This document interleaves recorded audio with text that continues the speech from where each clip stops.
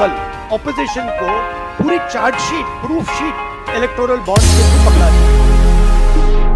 Lok Sabha election के 5वें चरण की तैयारी चल रही है, जिसमें 6 स्टेट्स और 2 यूनियन टेरिटरीज के 49 सीटों पर चुनाव होना है, जिनमें महाराष्ट्र के 13, उत्तर प्रदेश के 14, वेस्ट बंगाल के 7, बिहार के 5, झारखंड के 3, ओडिशा के 5, जम्मू और कश्मीर और लद्दाख की एक सीट शामिल है। ये फेज खास इसलिए भी है क्योंकि इसमें 2 बड़े लीडर्स राहुल गांधी और यूनियन मिनिस्टर स्मृति ईरानी की किस्मत दांव पर है। 7 फेजेज में सबसे कम 49 सीटों पर इलेक्शन इसी फेज में होना है। पहले फेज में 102 सीटों पर, दूसरे में 88 सीटों पर, तीसरे फेज में 93 सीटों पर और चौथे फेज में 96 सीटों पर चुनाव हुआ था, जबकि छठे फेज में 57 सीटों पर और 7वें में भी 57 सीटों पर ही चुनाव होना है। 5वें फेज में ही ओडिशा की बीजेडी के प्रेसिडेंट और चीफ मिनिस्टर नवीन पाठक की भी किस्मत आजमाई होगी। इनके अलावा लखनऊ से राजनाथ सिंह, मुंबई से पीयूष गोयल, फतेहपुर यूपी से साध्वी निरंजन ज्योति, बंगाई वेस्ट बंगाल से शांतनु ठाकुर, कल्याण महाराष्ट्र से श्रीकांत शिंदे और आरजेडी प्रेसिडेंट लालू प्रसाद यादव की बेटी रोहिणी आचार्य भी मैदान पर है। राहुल गांधी जिन्होंने केरला के वायनाड से भी इलेक्शन लड़ चुके हैं, अब 5वें फेज में वो उत्तर प्रदेश के रायबरेली से भी इलेक्शन लड़ेंगे, जिस पर 2004 से उनकी मदर सोनिया गांधी पोजीशन पर है। उनके खिलाफ बीजेपी ने दिनेश प्रताप सिंह को मैदान पर उतारा है। वहीं अमेठी सीट पर पहली मर्तबा 2019 में स्मृति ईरानी ने राहुल गांधी को हराकर इतिहास बना दिया था और अब वो अपनी दूसरी बारी का इंतजार कर रही है। चौथे फेज तक लोकसभा के 543 में से 378 यानी लगभग 70% सीटों पर वोटिंग पूरी हो गई थी, जिनमें से बीजेपी को 2019 में 205 सीटें जबकि कांग्रेस को 43 सीटें मिली थी। अगर बीजेपी फिर से वही हिस्ट्री लौटाती है और आने वाली 164 में से सिर्फ 67 सीटें जीत जाती है तो वो पावर में आ सकती है, लेकिन कांग्रेस अगर 2019 वाली हिस्ट्री ही लौटाती है तो आइंदा के 164 में से सारे सीट भी अगर जीत जाए तो भी वो पावर में नहीं आ सकती। कांग्रेस को जीतने के लिए गुजरे हुए 378 सीटों में से कम 68 सीटों को जीतना होगा। अब तक का कुल आंकड़ा अगर देखा जाए तो लगभग 18% वोटिंग पिछली बार यानी 2019 से कम हुई है। चौथे फेज में 63% वोटिंग हुई है, जो 2019 से 6% कम था। तीसरे फेज में 67.93% वोटिंग हुई थी, जो 2019 से 1.2% कम था, जबकि दूसरे फेज में 65% वोटिंग हुई है, जो 2019 से 5.75% कम था। 2019 में इन सीटों पर 71.3% वोटिंग हुई थी, जबकि पहले चरण में 6.11% वोटिंग 2019 से कम हुई है। अब फाइनल रिजल्ट 4 जून को देखना होगा कि क्या होता है और कौन सी सरकार फिर से पावर में आती है। तब तक जुड़े रहिए लेटेस्ट बुलेटिन के साथ और सब्सक्राइब कीजिए हमारे चैनल को।